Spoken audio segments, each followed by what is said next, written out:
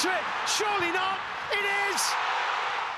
যখন সবাই ভেবেছিল পিএসজির স্বপ্ন ভেঙে গেছে, নেইমার, মেসি, এমবাপে চলে যাওয়ার পর তারা আর দাঁড়াতেই পারবে না, ঠিক তখনই ইতিহাস বদলে দিল লুইস এনরিকে। ক্লাব বিশ্বকাপের ফাইনালে ওঠার পর অপটা র্যাঙ্কিং বলছে প্যারিস সেন্ট জার্মেন এখন পৃথিবীর সেরা ক্লাব। বার্সেলোনা নেই, নেই রিয়াল মাদ্রিদও, এমনকি ম্যানচেস্টার সিটির ঝলকে নেই। শীর্ষে শুধু একটাই ক্লাব, প্যারিস সেন্ট জার্মেন। কিছুদিন আগেও ক্লাবটার পরিচয় ছিল তারকায় ঠাসা, কিন্তু একজোট নয়।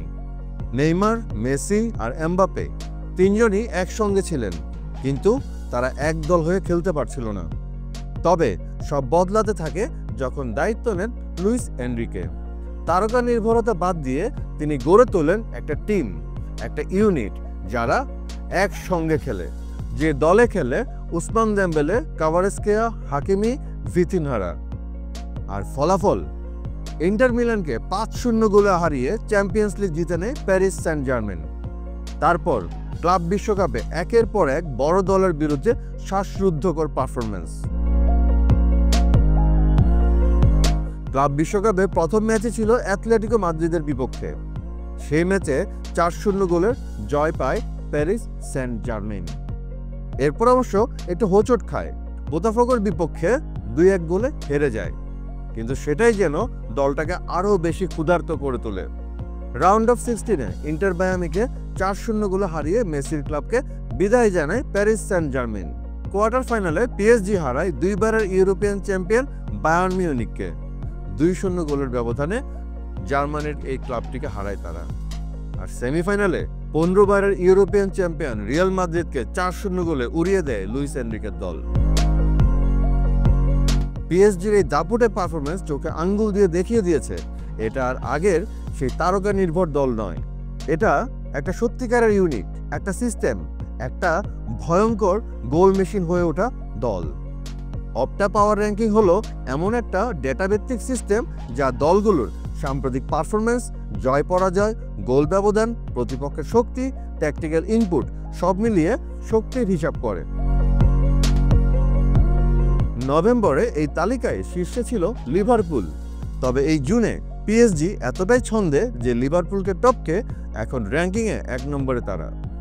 এরপর দ্বিতীয় স্থানে আছে লিভারপুল, তৃতীয় স্থানে ইংলিশ ক্লাব আর্সেনাল, 4 নং স্থানে আছে ম্যানচেস্টার সিটি, 5 নম্বরে বার্সেলোনা, 6 নম্বরে রিয়াল মাদ্রিদ। এছাড়া 7 ও 8 নম্বর স্থানে আছে যথাক্রমে বায়ার্ন মিউনিখ ও চেলসি। এবার এমন এক মৌসুম যখন রিয়াল মাদ্রিদ ও ম্যানচেস্টার সিটি শূন্য হাতে মৌসুম শেষ করেছে, কিন্তু পিএসজি ঘরে তুলেছে French league, French cup, champions league এবং এখন তারা ক্লাব বিশ্বকাপের ফাইনালে। যে কোনো সফল ক্লাব ইতিহাসে একটা মাইল ফলক থাকে যেখান থেকে যুগের শুরু হয়। বার্সেলোনার পেপ গার্দিওলা যুগের মতো বা রিয়াল মাদ্রিদের জিদান যুগের মতো। লুইস এনরিকের পিএসজি হয়তো এখন সেই শুরুর দোরগোড়ায় দাঁড়িয়ে। এই দলকে আর তারকা দিয়ে নয়, দল দিয়ে চিন্তা হচ্ছে, যেখানে মিডফিল্ডাররা গোল করে, ডিফেন্ডাররা অ্যাসিস্ট দেয়, উইং থেকে উঠে আসে ভয়াবহ কাটিং। তাদের রক্ষণভাগ এতটাই সুসংহত আর আক্রমণ ভাগ এতটাই বৈচিত্র্যময় যে বড় বড় ক্লাবগুলো কনফিউজড হয়ে পড়ছে। প্যারিস সেন্ট জার্মেনের এই পুনর্জন্ম কেবল ক্লাবটির জন্যই নয়, পুরো ইউরোপীয় ফুটবলের মানচিত্রের জন্য একটা বার্তা। টাকা দিয়ে শুধু তারকা কিনলেই হবে না, দরকার একজন সিস্টেম বিল্ডার। আর পিএসজি সেটা খুঁজে পেয়েছে লুইস এনরিকের মধ্যে। ক্লাব বিশ্বকাপের ফাইনালে তারা জেতে কিনা সেটা বড় কথা নয়, বড় কথা হচ্ছে পিএসজি এখন এমন এক অবস্থানে যেখান থেকে তারা বিশ্বের যে কোনো দলকে টেক্কা দিতে পারে। এটাই হয়তো প্যারিস সেন্ট জার্মেন যুগের নতুন সূচনা।